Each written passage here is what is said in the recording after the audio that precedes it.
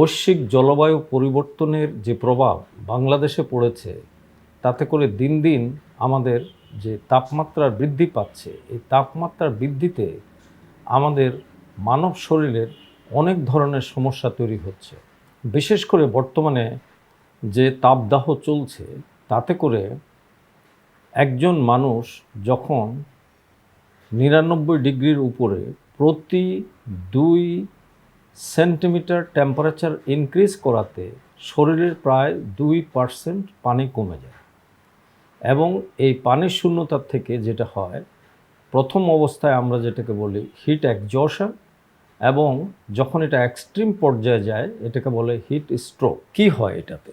দুবাইতে আমি যখন সেই ৮০-র দশকের প্রথম দিকে চিকিৎসা শুরু করি, প্রতিদিনই ১৫-২০ জন ৩০ জন লোক এই গরমের দিনে কনস্ট্রাকশন কাজ করতে করতে দেখা যেত যে হাত পাগুলি এরকম টেনে চলে আসছে, আমরা যেটাকে বলি মাসল ক্র্যাম্প। তখন আমাদেরকে ২ বা ৩ লিটার ফ্লুইড দিলে, নর্মাল স্যালাইন এবং আদার ফ্লুইড দিলে দেখা যেত যে ঘন্টা খানিকের মধ্যে ঠিক হয়ে যায়।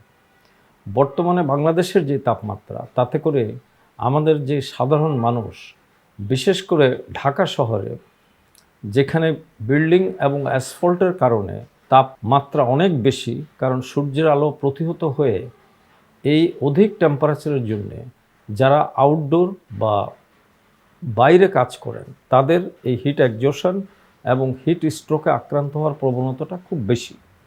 সেজন্যে এই সময় যখন তাপ খুব বেশি থাকে, বেলা ১০টার পরের থেকে যতটুকু সম্ভব হালকা কাপড়ে নিজের শরীরটা ঢেকে রাখতে হবে, ছায়াযুক্ত স্থানে থাকার চেষ্টা করা উচিত এবং পর্যাপ্ত পরিমাণ পানি খেতে হবে।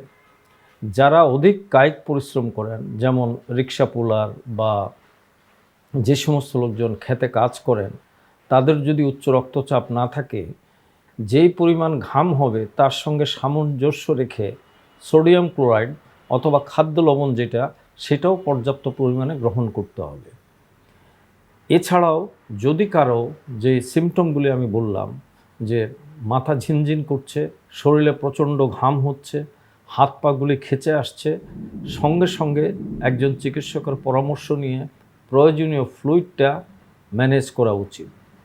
সারা পৃথিবীর জলবায়ুর প্রভাবের সবচেয়ে বেশি আক্রান্ত দেশের মধ্যে আমরা একটা। কাজেই আমাদেরকে এই ব্যাপারে সচেতন হওয়া অত্যন্ত জরুরি। আমাদের সরকারও এই ব্যাপারে জনগণকে সচেতন করার চেষ্টা করছে। আপনাদেরকে যদি সচেতন হন এবং যথাযথ ব্যবস্থা গ্রহণ করেন, তাহলে এই দুর্বিষহ গরমে আপনি অনেকটাই শান্তিতে থাকতে পারবেন।